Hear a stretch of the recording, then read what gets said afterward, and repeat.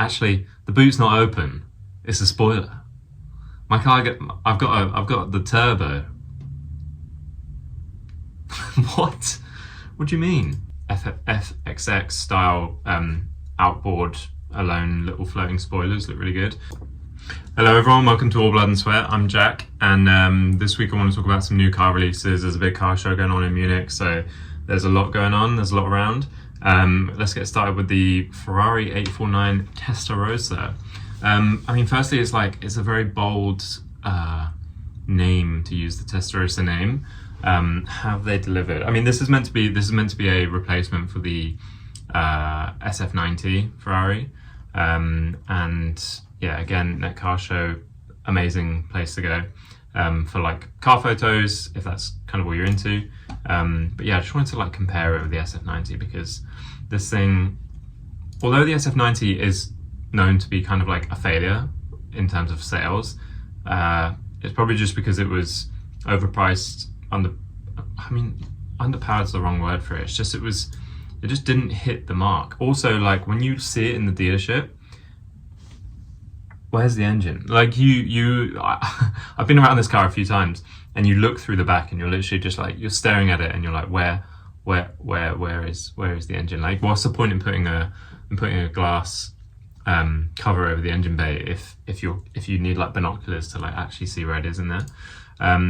But the sculpture and the forms of the SF90 are lovely, very complex geometries, very well executed, tight surfacing.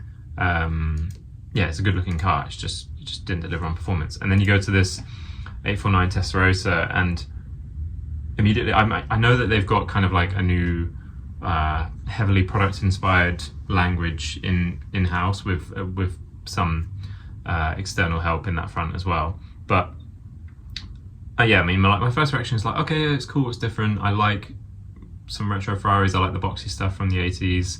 I like all that stuff. That's cool. But when you look at like where their language was going, and then you look at this, and then you go, okay, they've got the kind of like flattish, boxy arches on the similar to like the SP3 and stuff, including like having like this really like bluff side surface, which the SP3 has. But then there's just some really weird elements and details. Like, I mean, what is going on with this rear wheel spat? So I wonder if I can zoom in on this. What is going on there? Like, sorry, I'm being an idiot. So like, look at the front wheel arch. Really sort of clean bodywork, opening, nice normal wheel arch. Then you've got this like black carbon element that runs up into this intake, which like very like sort of 296 style, like little L shape volume on the side. And then you've got this rear wheel spout where it's like, it just comes out at weird angles and opens up in weird shapes. I think there was even a shot on Flavio Manzoni's own Instagram that made it look even worse. I want to see if I can find it quickly. Give me a sec. While I'm doing this, by the way, on my last video, only I think there was maybe like over 90% of the people that watched the video weren't subscribed to my channel. And basically, if you enjoy any of the content, please subscribe, because it helps me so much in terms of like, I can actually start making some money from this. Yeah, so anyway, look at how, can I zoom in on the Instagram version? Yes, I can. Sorry, I'm new to this screen recording stuff and it makes me look old. What is going on there? Literally just like this carbon piece just sticking out into nowhere, really flat body arch. Like, why didn't they just bring that body arch out to, like, if that's the covering they want to do on the wheel, like why don't they just have the body arch? And I mean, like, this is like one line, which is odd for Ferrari. Normally you have like what we call like a Coke bottle effect, where like in plan view looking down on it, this would sort of tuck in, and then you'd have a bit of a bubble on the wheel arch, so you have these like tucked in hips. Oh my god, like, Flavio, I love your cars, like 90% of them, but you posted this photo and you can see what's, as a designer, like, you look at that and you're like, that just looks weird. Like, what is going on there? So yeah, I mean, I get this kind of like boxy arch. The SP3 looks great. It holds it really well. But on this one, I'm just like, I'm not sold on this area. I think honestly, it will be it's a bit of a missed mark, and it will be mostly for people that want access to Halo cars like the F80s and stuff. Although they're all sold probably, but the F80s are the future. These are the ones. These are the people that buy it. Also, plug-in hybrid. Hybrid, yes, for these kind of cars is kind of like almost like a given these days, but the plug-in aspect of it, I think, is a lot of the users I don't think are really looking for that. And then there's a lot of these kind of like shin-eating aero fins on the front. And by shin-eating, I mean it would just like mess up your legs basically. And like the silhouette of the car would just be a little bit nicer if that was just clipped off, I think. Same with that, even this carbon one on the bottom. It's just getting a little bit messy compared to like Enzo's and stuff. Or even I mean, it's very boxy, but the cabin still looks the same as like the SF91, probably because it is. So it's kind of not really like managing or holding that boxy aesthetic as well. In my opinion, that's one thing I always do with like these car stuff. Yeah, I'm like, yeah, follow me. This is car designer's opinion, blah blah blah, all that rubbish. But it is just an opinion. So, like, if you have a different one, say it. Make your own videos. Yeah, interior's cool. It's quite busy. Ferrari need to clean up some of their buttons and switches, and they've just got that little slider thing for. It's not quite the manual that a lot of people were expecting. And yeah, the SF90 looks good, but also on today's roads, arguably, who needs more than a 296, to be honest with you. The rear looks cool, actually. I like that. That looks... All this aside, this wheel arch stuff, this aside, the actual FXX style outboard alone little floating spoilers look really good. I mean, on the FXX cars of old, this element here would be floating as well, which is cool. So then you just end up with these like little floating elements on the side. And then yeah, high exhausts always look quite cool with this like super clean. I mean, this language on the rear is nice. I mean, as a designer, you know that quite often it's like there'll be a theme chosen, and then there'll be like someone that looks after the side and the whole car, or the whole car, and then designer on the front, rear, and side. So they don't always work. I mean, there should be a director that it's their responsibility to make it work, but that doesn't always happen, to be honest with you. Yeah. So anyway, moving on from the Ferrari. One thing I really wanted to talk about today actually was I was driving down the road the other day, and I'm driving around in a 718 at the moment. My girlfriend's 718, and a Porsche, it was actually a Cayenne went past, a Cayenne Turbo I think it was, and it had its spoiler deployed. And this is something that really annoys me actually, is there's this thing in car design called like A surface and B surface. A surface is like what you look at, and B surface is the negative of that. It's all the kind of like fixing points and all the things you're not really meant to see.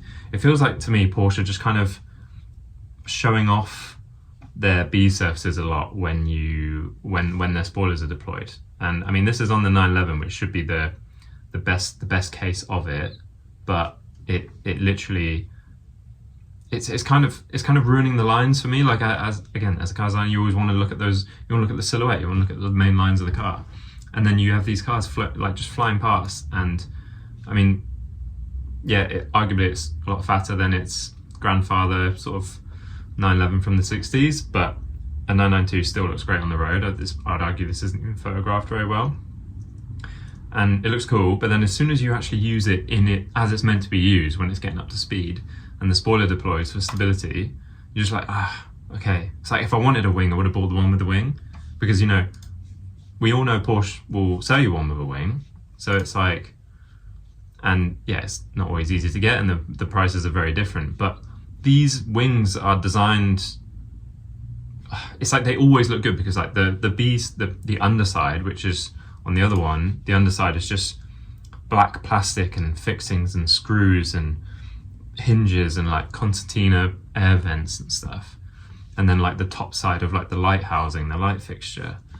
And then this one, you've got like nice painted surface, you've got some exposed carbon. This spoiler's never going up anymore, so it's even got like a little extra ducktail with the air vent on the rear of it and stuff. And it just looks, even though I'm not a massive fan of wings on cars, but if you need them and they're there, then it's kind of like do it like this. And then the worst culprit for me is the Cayenne. Like, so this is how you see it when it's on the road, and you're like, okay, yeah, fine.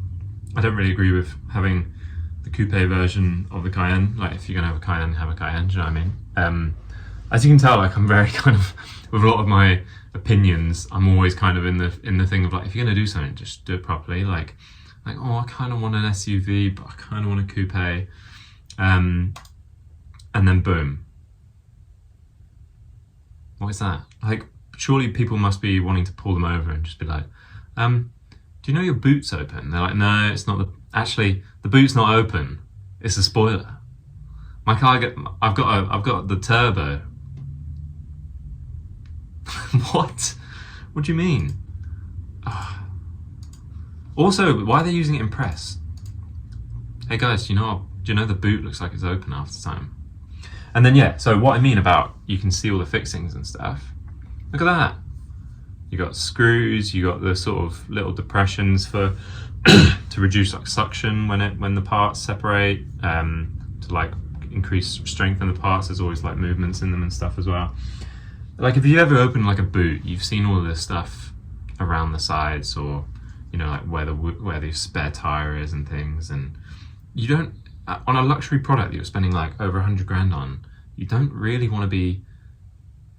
I know you're not really staring at it because it's only when it's going at a certain speed, but also there are a lot of Porsche drivers, like on my 981, when it arrived, the spoiler was like always deployed up. It's like a thing that some Cayman drivers do to look cool.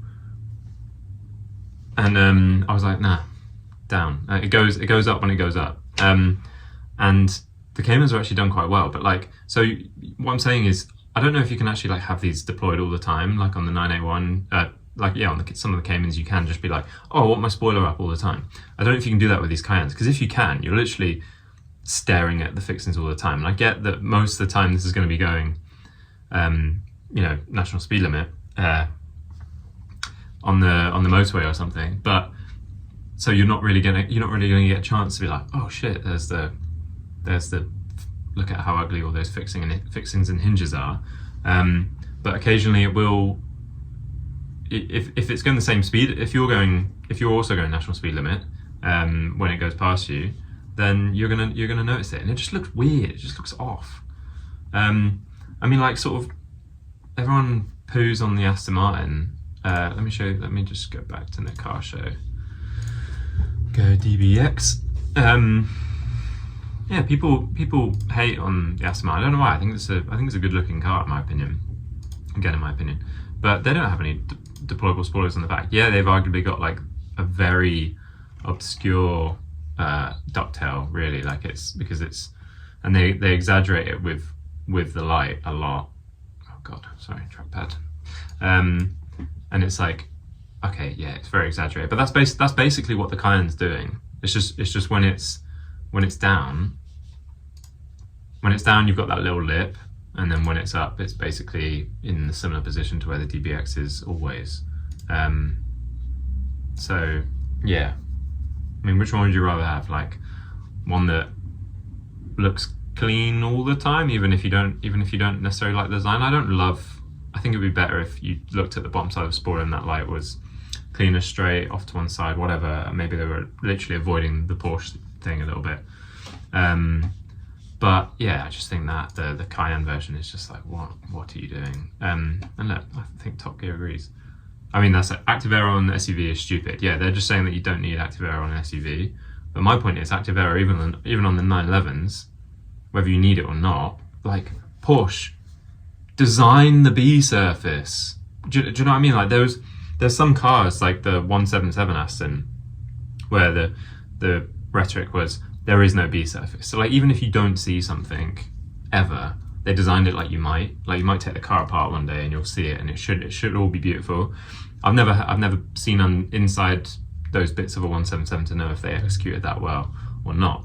But like, these cars are selling well. I see them all the time. I'm living just outside of London at the moment. You see them everywhere. Like, so you know that they're making them at volume. Just I don't understand why there isn't like another body panel coloured element that's actually like on the covering where these screws are and on the underside of the spoiler. So yeah, it's an extra like 2 pieces, or even it's just where this black piece is, you spend more money on it. But if it's just design for it. I just don't want to be looking at this.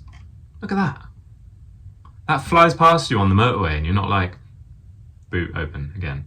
Anyway, that's one thing I wanted to rant about. And yeah, the 911 isn't the most horrific example of this, but it is still an example of this. It still is doing it. Yeah, I just think it ruins the lines and silhouette a little bit. And then you compare it with like what, an ST. Let's see if I can get an ST up. Oh, that's the wrong thing to go to search on. 911 ST. Try that. Also, Netcarshow's like search thing is really annoying me. Because like, even if I go Porsche, or Porsche, don't care, whatever you say. Oh yeah, actually I did want to show you on the Cayman though. So don't know about the 718, but on the 981, do they have a 981 on here? Do you know what I mean? They used to have everything. Oh god, screw it. I think I've got a picture of the. Yeah, so this, okay, here we go. So this is a spoiler on the 981. So you still see the hinges, but at least it's body color. Oh, the spoiler is completely body color, so all the way around. And underneath is body color as well. So, go ahead, have that. So literally, like when it's up, you just read body color. You're not looking at all that black stuff. So yeah, that's my rant about that.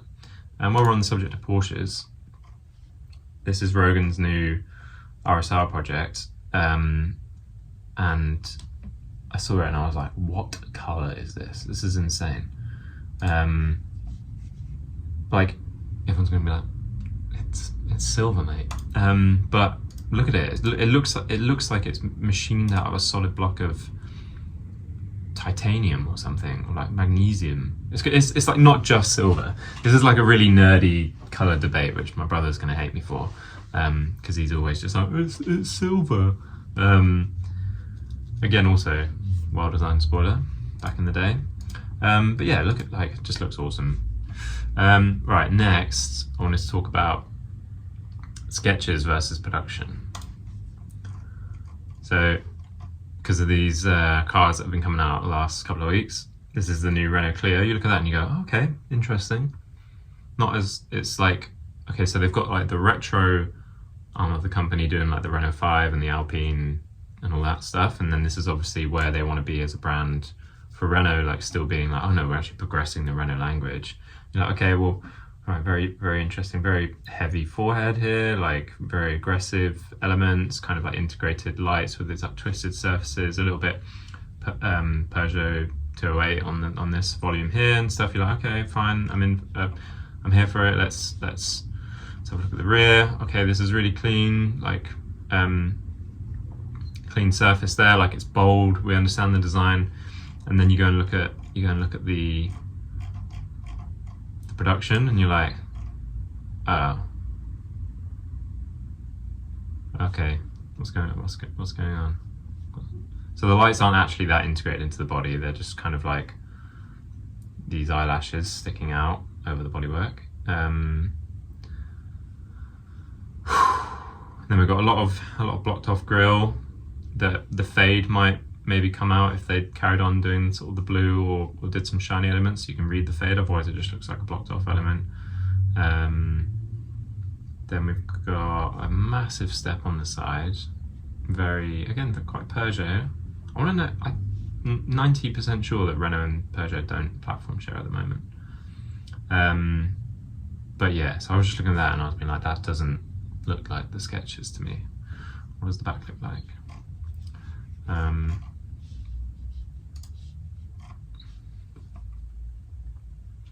Different colour to the other photo for a start. Yeah, it's not great, is it? I don't really know what's going on. Also, one thing that's annoying me what they're doing at the moment with these Renaults is they are putting like Alpine branding on them, because the Alpine is doing really well, like as a brand, as a product, Alpine's doing really good.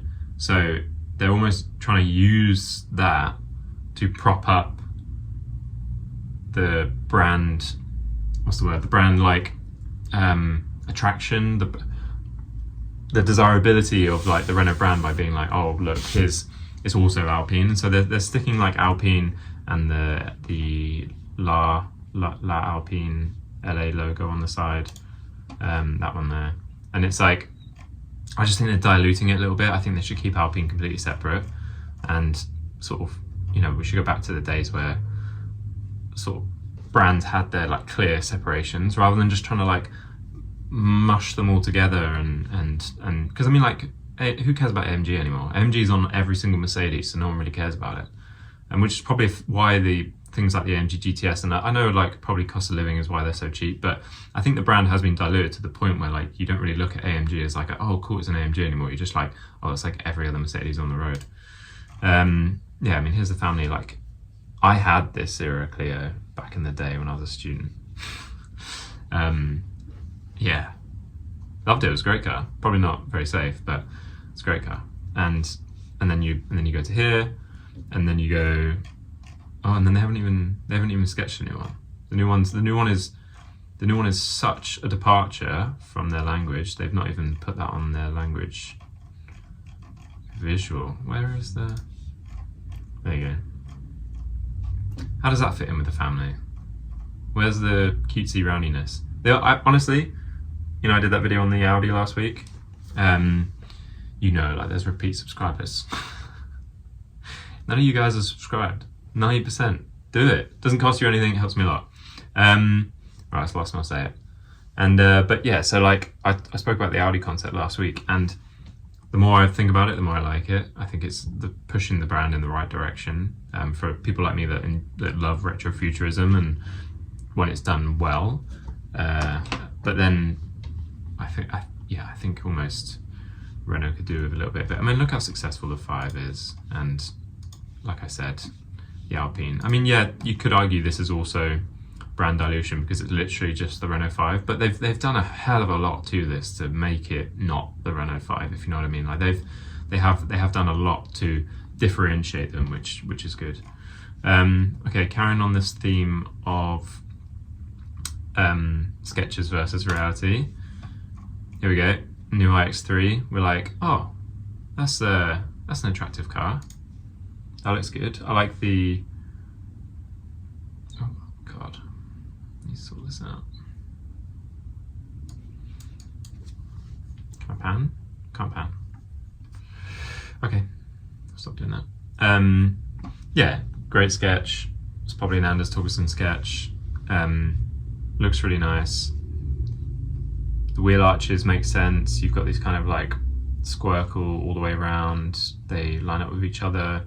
You've got a lot of like form in this in here. The graphics a little bit confusing on the side, but okay, you know, whatever. BMW is quite busy with their bumpers at the moment. Neue grille with the kidneys. I mean, yeah, fine. I like the Neue grille without the kidneys. BMW Neue. Show me the actual Neue. Okay. Go away, go away. Yeah, so like Neue without the kidneys, I think is like almost a better, without the vertical kidneys, sorry. Yeah, literally they've got both kidneys on this one. So I think it almost works better. It's like a bit more bold, it's a bit more confident for the like future direction of the brand.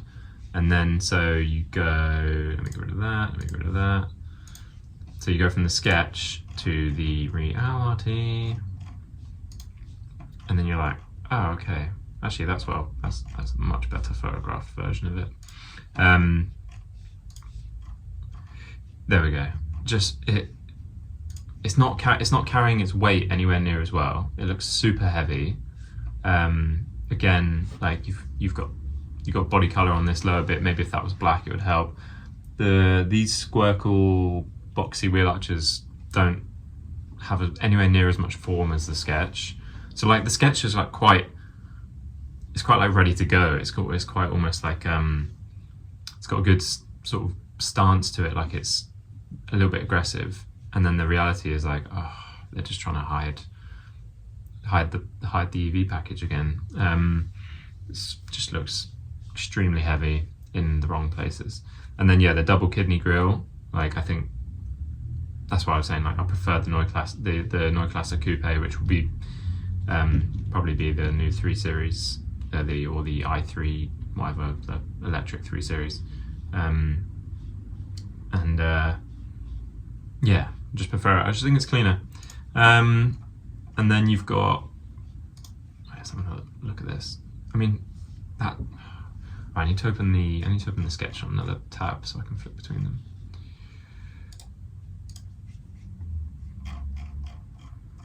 All right. Don't you dare. Right. So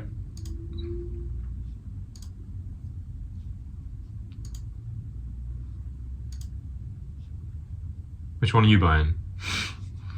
I'm buying the sketch. I mean, I'm not a BMW guy. Like, I just don't like BMWs in general. But sketch looks like a completely different car. And I mean, it's quite nice when directors come in and be like, we need press sketches, and you can cheat and you can go a bit crazy and you can sort of put bigger wheels on it and make it look really exciting. But sometimes I think brands can shoot themselves in the foot when the production version doesn't actually deliver like anywhere near the sketch, to be honest with you. Yeah, that's my 2 cents on that. And then we've got the Cupra concept. I mean, Cupra, like, so we've got the world of the Audi and everyone that's kind of going, or some people that are going really clean and really retro future and in a new direction. And then we've got brands like Cupra, which again, like when I was talking about the brands molding together, like so Cupra is now its own brand, which has almost gone the opposite way. It used to be a performance arm of Seat, and now it's its own brand. And so they're always meant to be like the sporty version of Seat cars. And I mean, the Formentor in this country, and I think in Europe alone, like especially Spain and stuff, is so successful that they've obviously just been given the money and been allowed to do their own thing. So they've done this concept, which is wild.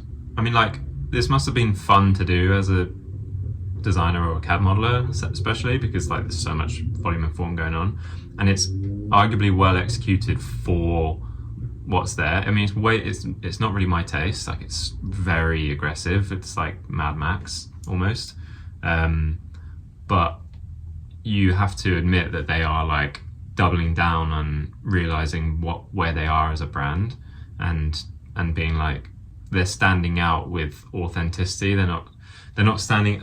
This is a weird thing to say. Maybe there's some brands that are standing out because they're trying really hard to like add wings and vents and make cars look aggressive that just aren't, and things like that. Whereas like Cupra has always been sort of leaning into this like slightly angled aggressive stance, sportiness, and so they're really going for it. I mean, their last few concepts have been pretty wild and wacky, to be honest. Everyone's doing these 1, 2 or 3 spoke wheels now where you can't really see the spokes. They're just kind of blended into one, which is kind of a trend that came from EVs. Yeah, pretty crazy. Maybe this hints towards what the new Formentura language will be like. I mean, you could argue it's getting close to some of the Toyota stuff from the early noughties anyway. Nothing's new in car design. That's one thing Jay Mays told me at school. It's always same ingredients, slightly different cake. Yeah. Anyway, pretty wild. Imagine if this thing was like running up the road behind you. Yeah, they've got some interesting elements on it as well. They've got these like little what's the interior like? It's pretty cool. I saw a couple concepts actually from this motor show where they're using like see-through elements on the interior and different kind of textures and stuff. I mean, I think the Cupras are kind of always trying to look like they're almost sci-fi. I mean, they've put it on this like moonscape as well, like it's like it could be on Mars or something. So they are. It feels to me like they're going a little bit like, what if a alien car landed on this planet? I mean, this is their last concept they did. Oh, thanks, Net Car Show. I'm not trying to steal your images.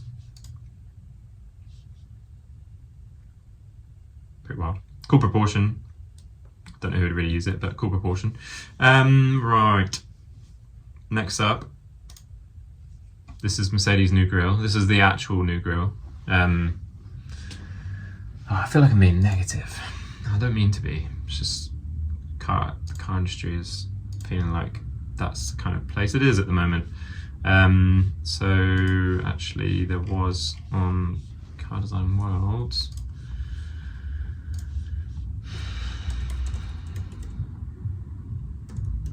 Bear with me. My internet works. Car Design World. Mercedes.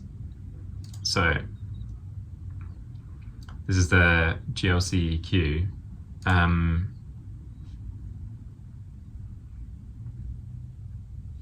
Yeah. I'm just not liking Mercedes over the last decade or so, to be honest. But that grille just, it doesn't. It reminds me of like those Citroen food trucks. Like it's just kind of so overtly in your face. It's painful. And then, oh yeah, sorry, I didn't mean to take up the entire screen with a Mercedes logo. Yeah, I think it's meant to represent like some of the Bruno Sacco cars from the 80s that had these kind of grills where they were like kind of punched out, but also like, I mean, they've almost gone down like a pixelation route, to be honest with you. So I'm not sure how well that works. But you can carry a lot of oranges. So in the front, well, I don't know actually, it might be a thin layer of oranges, to be honest with you. Again, going back to my earlier topic about B surfaces under spoilers, this is a B surface. You can see the light fixtures, you can see the black molded plastics. That's basically what you're looking at every time a Porsche goes past you fast. God. Yeah. I mean, Mercedes concepts of the last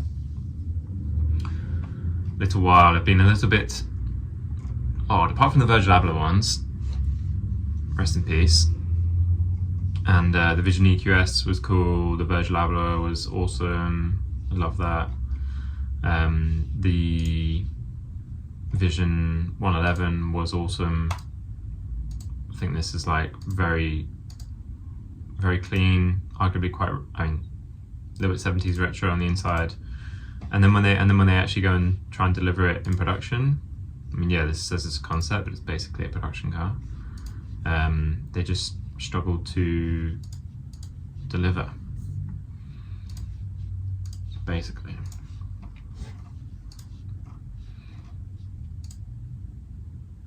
And then you end up with something kind of awkward like this. And then they also were teasing this baby G-Wagon, which I think maybe, I don't know, I'm guessing all the time. I'm like giving opinions, hypotheticals, complete random guesses, but maybe baby G-Class won't be a fake off-roader. So that makes me think, I mean, like, so that's a normal G-Wagon. That's the baby G-Wagon. There's been a few people that were like, they made like,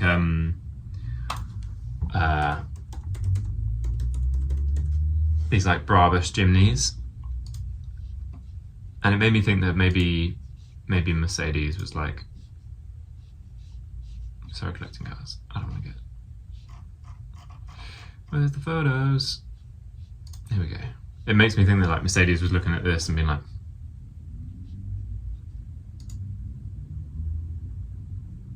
that could work.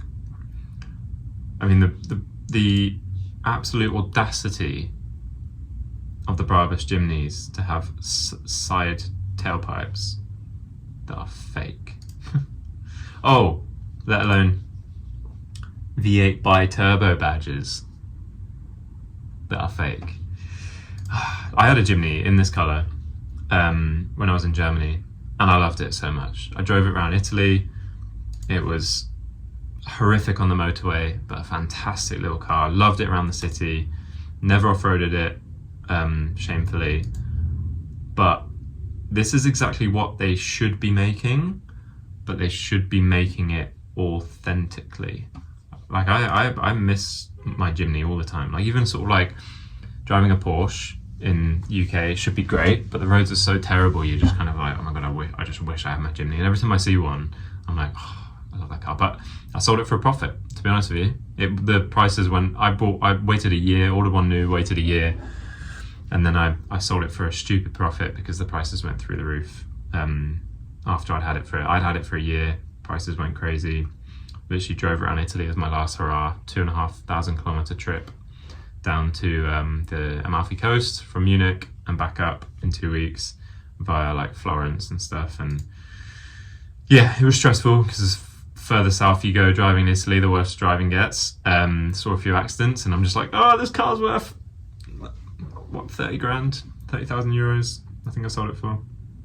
So yeah, and I paid 18 for it. So it was, but cool experience, great little car. If Mercedes made something like this and did it properly, authentically, with like a, I don't know, they don't have to go crazy with the engine. The Jimny needed maybe a little bit more power, maybe another, definitely another gear, and it would have been like a perfect car.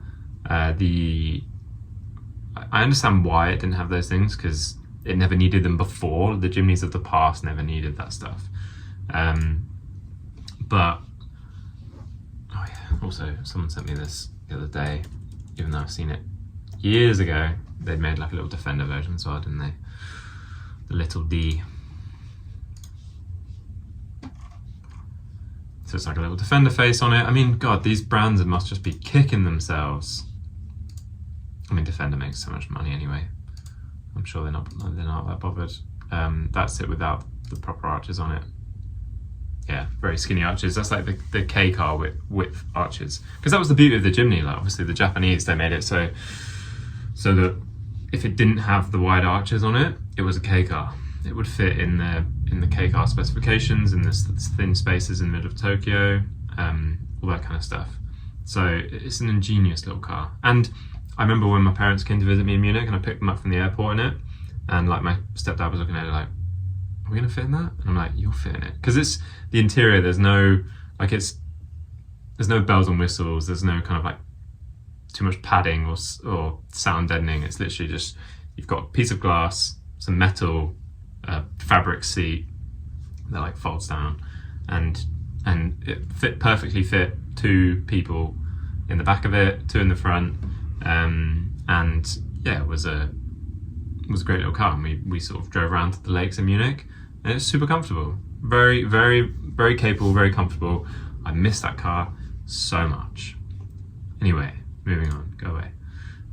Yeah, God, look at it in the green. I mean, I would obviously have it in beige if I got it today. And I put knobblies on it, which made the ride worse, but made it look great. I forgot a photo of that actually. I'll have to find it another time. One more car they released that I want to talk through from the IAA was basically it was called the Hyundai Ioniq 3 concept. Basically the Veloster Hyundai Veloster. I might have to look this up. How do you say Hyundai Veloster? Anyway, the Hyundai Veloster, this bad boy. Crazy car when it came out. I remember this because it was, you have one door on one side, 2 doors on the other side. But then I'm like, okay, fine, that works in countries where, you know, the 2-door side pulls up to the curb so you can let people out and stuff. But then it's like different parts of the world, it gets a bit crazy. But I don't know, you don't see a lot of them around. I never have seen a lot of them around. But then when I was like looking at it earlier, they made quite a few versions of it for many years. Oh, let me go forward. Like, there's a Veloster N from 2019. So it couldn't have done that bad. Anyway, this Concept 3, I think, is a Veloster with the right amount of doors. So let's have a look at it. Pretty cool. I mean, yeah, I love kind of Hyundai Kia's current design language. Their thinking. I think it's bold, and they've done so well in kind of like sticking to it, if you know what I mean. There's a lot of brands that they just kind of they'll start a new design language, and depending on how well it goes in the next with the press and stuff and public reaction, they'll chop and change and try something else and try something else and try something else. I think Hyundai, however you want to say it, was kind of what's the word? They just kind of like stuck with their guns in the sense that they did some concepts, they did some production cars that had these languages on. The Santa Fe in this country is super successful. I see it absolutely everywhere. And I mean, the interior of this is very wacky, very kind of like, I don't want to be offensive, but almost like what you see a lot of student blender projects looking like these days, like geometry, tubular. Yeah, it's cool. It looks like something out of a movie. Wait, let me check the amount of doors. 1, 2, 3, 4, plus the boot. Okay, they fixed it.